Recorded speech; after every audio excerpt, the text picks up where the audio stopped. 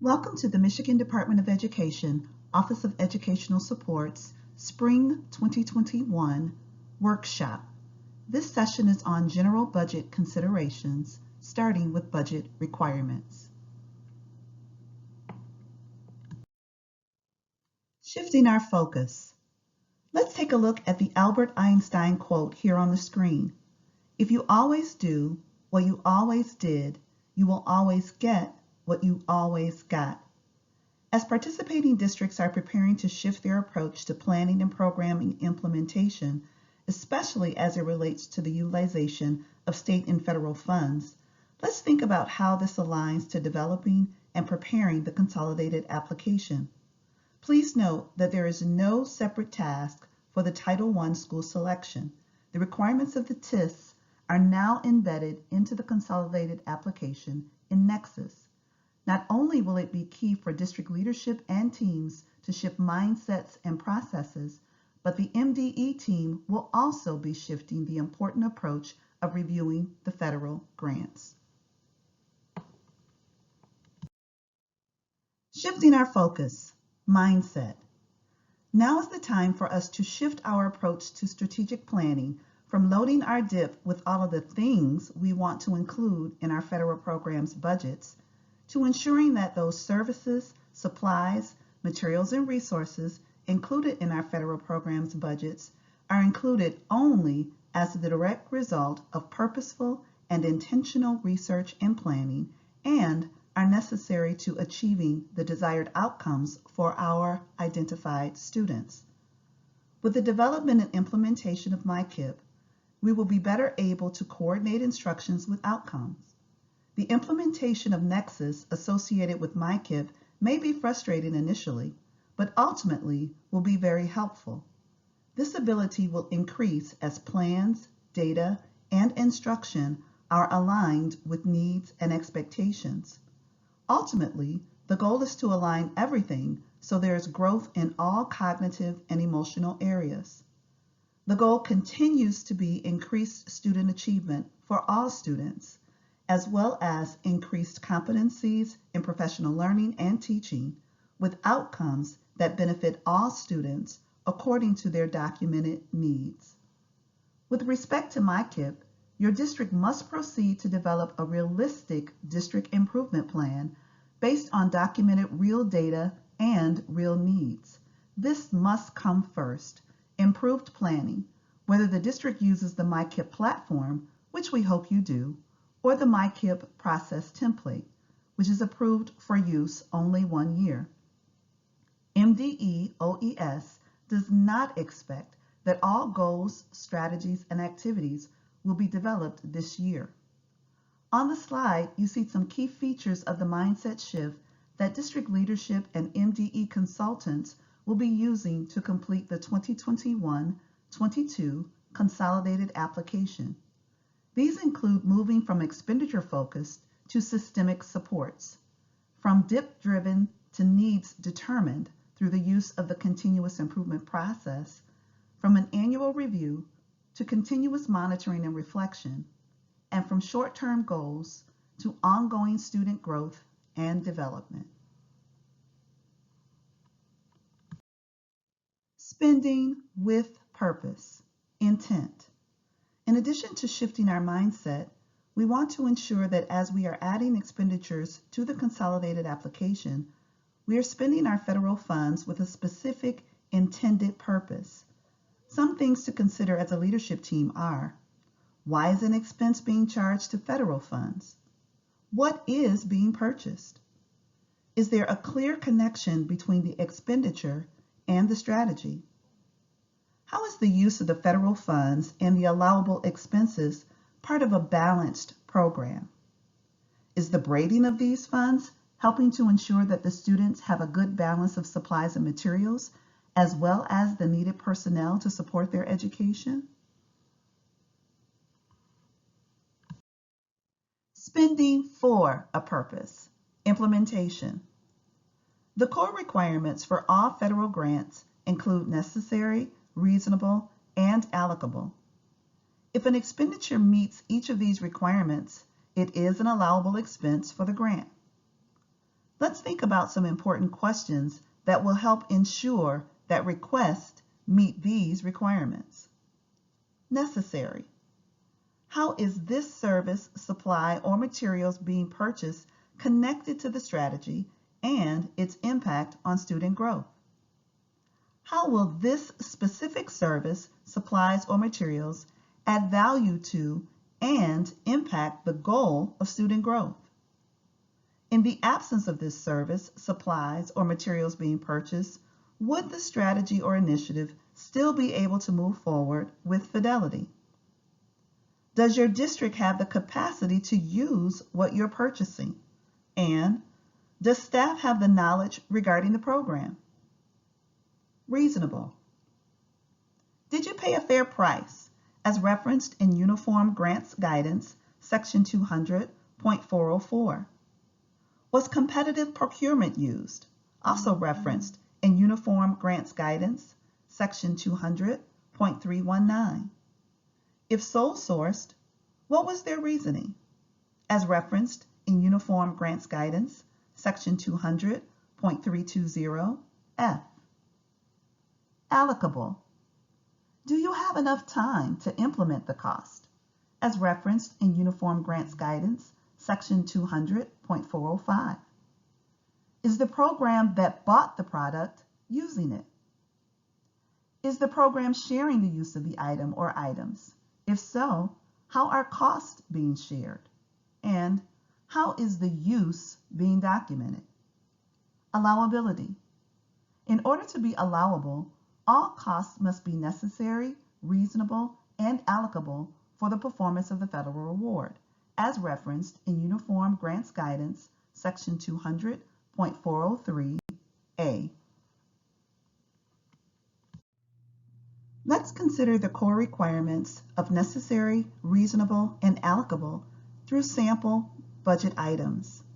In this budget non-example, for the necessary requirement, the LEA's selected strategy is non-specific, and in the budget description, the outcome is missing or unclear to understand why the coach is needed. In this revised necessary budget example, the LEA's budget description makes clear the purpose and intent of the coach, as well as the focus of the services to be provided. These outcomes are directly aligned to the specific identified strategy. In this non-example for reasonable, the LEA has provided no link between the budget request and identified strategy. This does not mean that a social worker providing the services as described could never be allowable, only that the request is not reasonable given the selected strategy. Let's consider what need is being addressed that would allow for consideration as to the reasonableness of the requested expenditure. In this example for reasonable, the LEA has provided alignment between the budget request and the identified strategy. The learning outcome of Tier 1 literacy differentiated small group instruction clearly aligns to reciprocal teaching. In this non-example for allocable, there is simply not enough information for the strategy or for the description.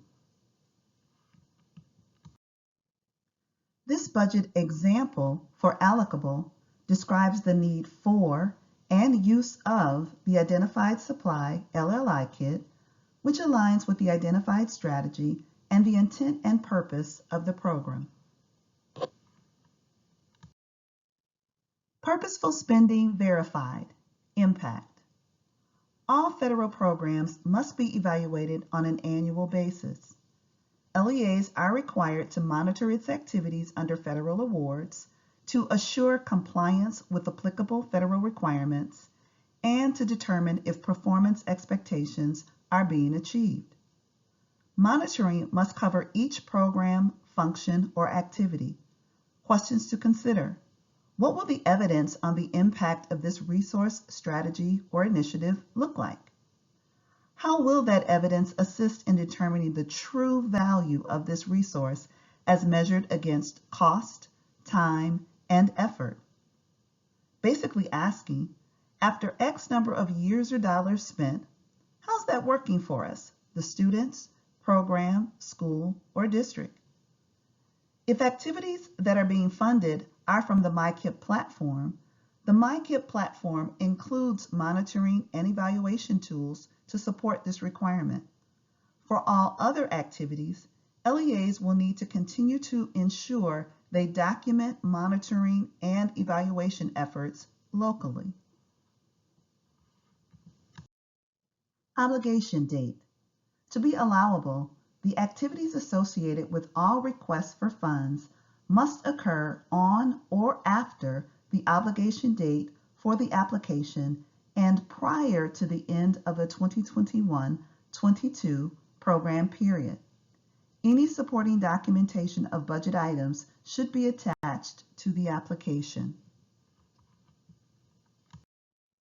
Prior approval. In addition to the obligation date requirement, each request must provide sufficient information to show that the obligation of funds will occur on or after the date the request was submitted.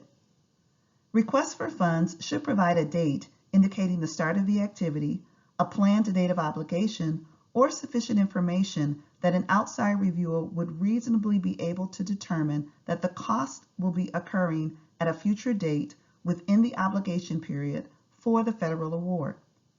This is especially important during the amendment period or any time new items of cost are added to the application which were not present during when it was initially submitted. If funding is insufficient in the original application to cover all planned expenses, those expenses that occur first should be funded first. Expenses that may be incurred over the course of the year, such as personnel costs or ongoing professional development, may be prorated to cover at least 50% of the planned cost during the initial application, with plans to cover the balance of the cost at amendment time when carryover and final allocation amounts become available. Let's look at a prior approval example. Note that the application amendment was submitted on November 15, 2021. In this example, the requested or budgeted services are approvable for the dates provided based upon the date of submission of the amended consolidated application. Occasionally, we will see budget items where the beginning date is before the submission of the amendment, and that would not be an allowable expense. A non-example of an unallowable expenditure would be if the beginning date of the activity is before the submission of the amendment, like September 30th, 2021, and the LEA would have had to get prior approval before September 30th in order to fund any sessions before November 15th, which was the date of the amendment submission. Personnel. Let's review requirements for approval of budget items for personnel. If a new personnel request is in the budget, the LEA must upload a job description for review and approval by the consultant. As the consultant reviews the budget detail, there will be a check to ensure that the FTE or hours in the description align with what has been reported in the FTE hours column, and that the salary and hourly rate of pay is reasonable and necessary. If there is misalignment between the FTE hours in the description and the budget detail, for example, when a full FTE eligible position is funded partially with Section 31A funding, the reason for this disconnect should be noted. In the described example, this may mean that the description mentions a full FTE, but the budget detail only requests funding for 0.5 FTE. The description will then conclude with balance funded by Section 31A. When funding several positions as part of an FTE, indicate in the description how many people equate to the FTE and what each person's portion of the FTE equals. Personnel continued. The certification of the person filling a position must be identified, such as teacher, paraprofessional, administrator, etc. If personnel is provided as a purchased service rather than salary and benefits, a note should be included in the description as to the amount to be paid for salaries and the portion paid for benefits. Also noted must be any third-party contracting fees, if applicable. If there are no benefits included in the purchased services, note that there are none in the description. If the consultant needs additional information, the contract and job description may be requested for upload.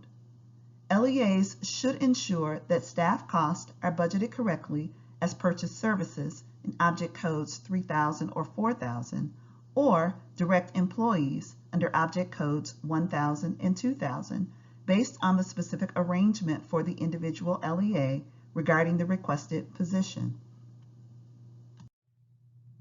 A sample budget item related to personnel is provided on this slide. This example is inclusive of the required information that was referenced on the previous slides. Notice the example addresses the number of positions, 3, the position title, paraprofessionals, and the FTE for each position, 0.5. The breakdown of salary and benefits is reflected in the appropriate object code. Personnel budget purchase services.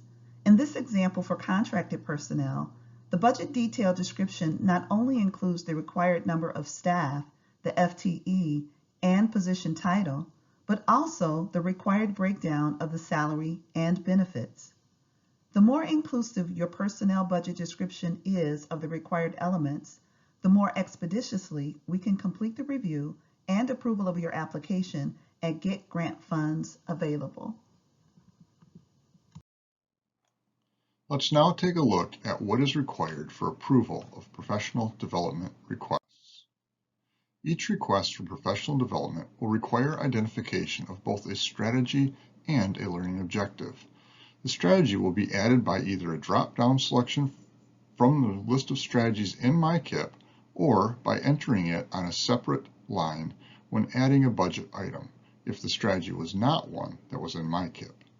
In many cases, strategies are broad and do not speak to immediately measurable outcomes of the professional development opportunity being funded. For example, an LEA may have a strategy of the Orton-Gillingham instructional approach.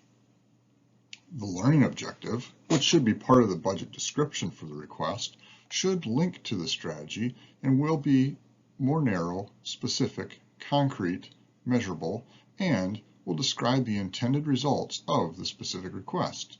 For example, to learn how to implement the Orton-Gillingham. By providing the added level of detail, the reviewer will know that the expected outcome for teachers participating in the learning is that they will be able to implement the Orton-Gillingham instructional approach in their classrooms. This outcome could then be observed, monitored, and evaluated. The participants in the learning would also be able to provide feedback about the quality of the training and how effective it was at equipping them to meet the learning objective. When creating budget requests, districts should refrain from grouping multiple trainings with multiple learning objectives into a single request. ESEA Section 8101 defines professional development as activities that are integral part of the school and local education agency strategies for providing educators with the knowledge and skills necessary to enable students to succeed. It clarifies that such activities should be sustained, intensive, collaborative, job-embedded, data-driven, and classroom-focused. Such activities should not be standalone, one-day, or short-term workshops. This can best be summarized by saying that they must be systemic. As LEAs develop their professional development budgets, they should consider how they will show that any request in the consolidated application aligns to this definition. Simply listing a series of annual professional development conferences in the consolidated application without linking them to a meaningful strategy or identifying specific learning objectives for each request will not be adequate to show them as systemic. State law requires districts to provide 5 days of professional development each year to all teachers and an additional 15 days of professional development over 3 years for any new teacher. To be supplemental, All non-Title I Part A requests for professional development must be in addition to the required days of PD or enhance or expand what would have been done by the district in the absence of the federal funds. For non-Title I Part A professional development requests, consultants may require the district to provide additional supporting information, such as a PD calendar, to help show how individual professional development budget requests are supplemental.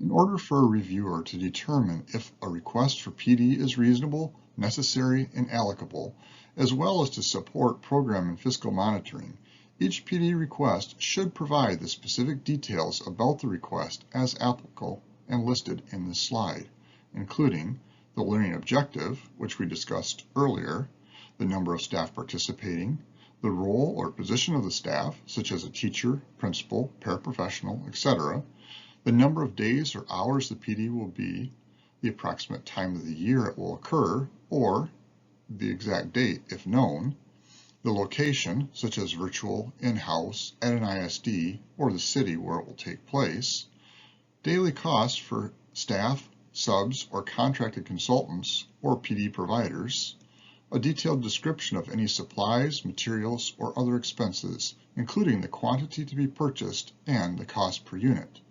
As a reminder, only supplies, materials, and other expenses directly required for the provision of the professional development and not those used for the actual implementation of the strategy are allowed as part of the professional development budget. Implementation supplies may be allowed in other program budgets, but are not a cost that is allocable to Title II, Part A. If specific details for professional development opportunity are not yet known at the time the application is submitted, the LEA should provide a description with reasonable estimates for the required information based on the tentative plans for the professional development opportunity. If the location is unknown, it will be sufficient to say, to be determined.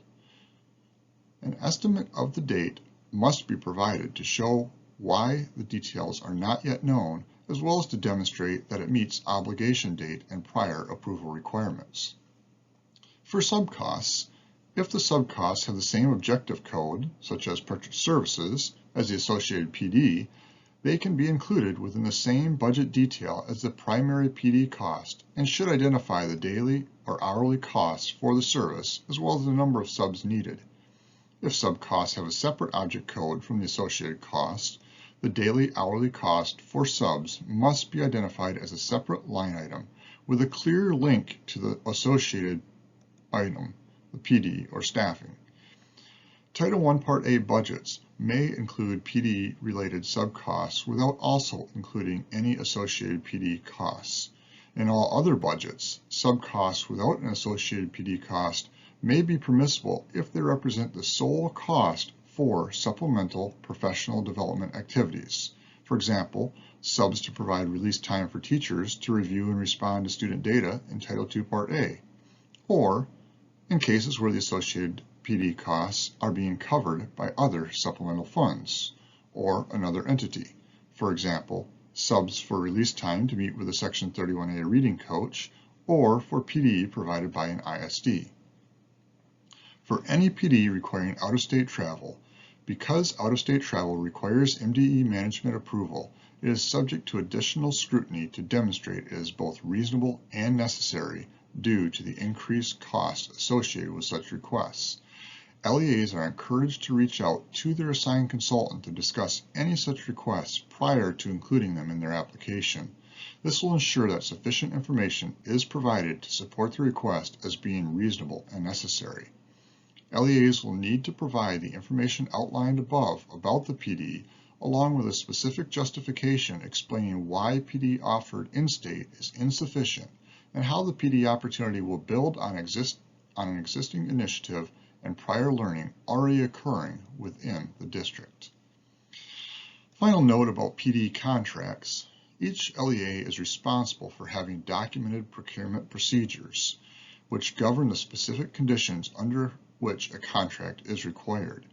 If a purchase exceeds $10,000, which is the standard micro-purchase threshold, a consultant may request a copy of a contract, quote, or proposal when the budget description provided by the LEA is insufficient by itself to support the request as being reasonable, necessary, and allocable.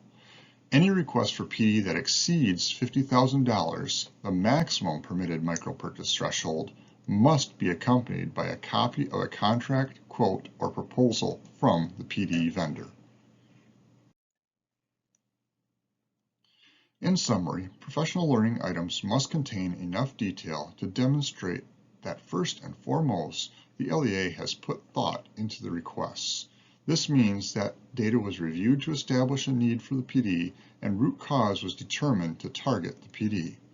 The detail must also support a request as being reasonable, necessary, and allocable, and that the Pde selected for inclusion is part of a systemic response and not an isolated event. This means that research was done to select Pde, which would reasonably address the root cause and identified need. That clear, measurable interim and long-term outcome targets were identified for the Pde, and that the LEA has identified who will be responsible for ensuring the implementation, monitoring, and evaluation of the learning opportunity. Finally, each Pde request must ensure that it clearly identifies exactly what is being paid for, such as external consultants, registration, specific travel costs, etc. Thinking back to the requirements for a Pde request mentioned in the prior slides, consider this request. What would possibly make this a non-example?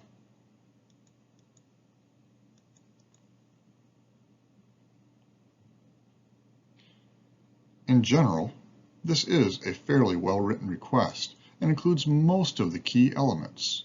What makes this one questionable is that it's not clear how this request is systemic. While this is hard to determine looking at one request isolated from the rest of the application, this request could be improved to better show how it is systemic. The reader might wonder why just 2 teachers are going to the training and what exactly they are going to do with this new in-depth understanding that would make it applicable to Title II. On this slide, you can see how the request was modified just slightly to better clarify the learning objective in a way that shows how this Pde is part of a wider, systemic approach within the district. We now know that these 2 coaches will be expected to use their knowledge and their new learning to coach others. This change in cost objective from just training the teachers, presumably to improve their own classroom instruction, to training coaches to fulfill their roles as coaches, also means that the function code shown earlier, 221, should be changed to reflect the real cost objective of this training. Function code 283, which is used for training coaches.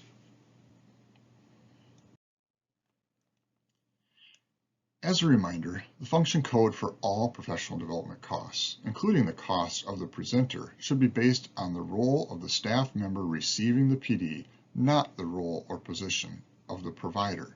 If the Pde recipient's role is direct instruction of pupils, then the Pde expenses should be under function code 221.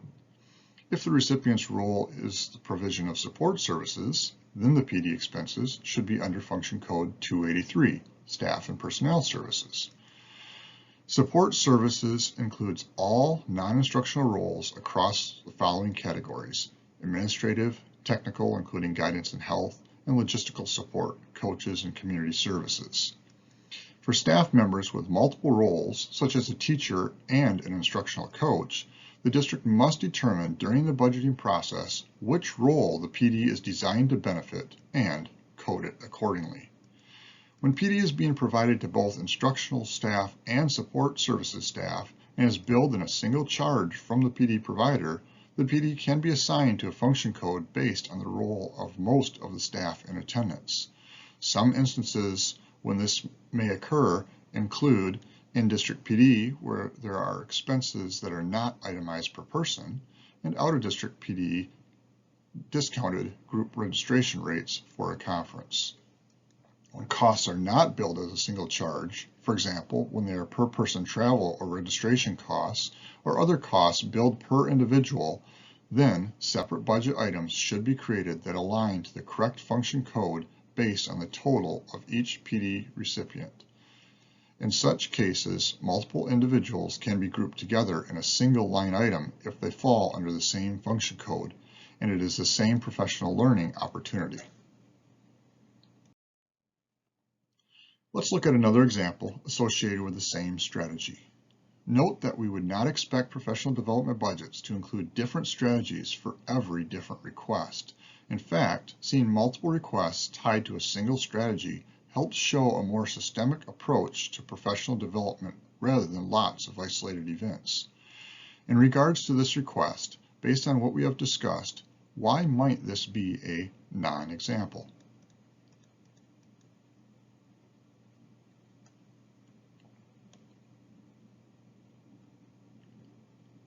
First of all, hopefully you caught that the request includes materials, which would generally be a materials line item, not a purchase service. In this case, the request has an additional issue in that it mentions these are materials needed for implementation. If this is a Title II budget, such materials would be an unallowable cost, as the materials needed for implementation are not allowed cost in Title II, even if it's difficult to do the training without them. Implementation costs are not allocable to Title II. The request is also missing the number of days that the training is taking place, which makes it hard to know if the rate of $40,500 is reasonable or not. This cost could be considered very high if this were for a single or partial day of training, but much more reasonable if it was for a week or more of training. Also, based on the cost of this training, the consultant may ask for a copy of a proposal, bid, or contract to get a better idea of what is included as deliverables, especially if the daily cost is near the high end of what might be considered reasonable. In this example, you can see how the request was modified to provide the needed information and remove the unallowable amounts. The materials cost was removed from the description, and the total requested was reduced to reflect that. The LEA also clarified that this is for 5 days of training and gave the daily rate, which helps support it as being reasonable. The consultant may still ask to see a contract, proposal, or bid for the request, since it is over $10,000, especially if the daily rate is near the high end of what is common to the region in which your district is located, or high compared to other similar PD requests. Finally, we'll take a look at some common issues related to the appropriate use of function and object codes. The function code used for technology, hardware and software purchases will depend on the educational purpose and where the technology will be utilized by students. Please see the table below for the range of function codes that may be used for technology purchases. Understand that function code 225 is only used if devices, software, printers, and other equipment will solely be used in a computer laboratory setting. If technology is for a specific group of students, English learners, compensatory education such as Title I students, then the function code should be 125.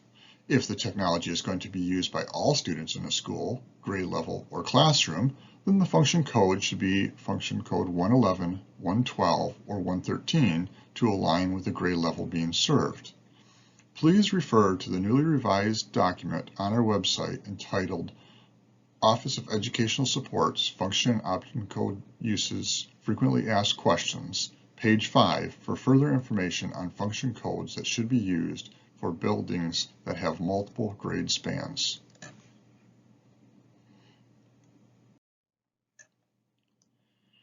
All summer school costs for instruction and supplies fall into one of two categories.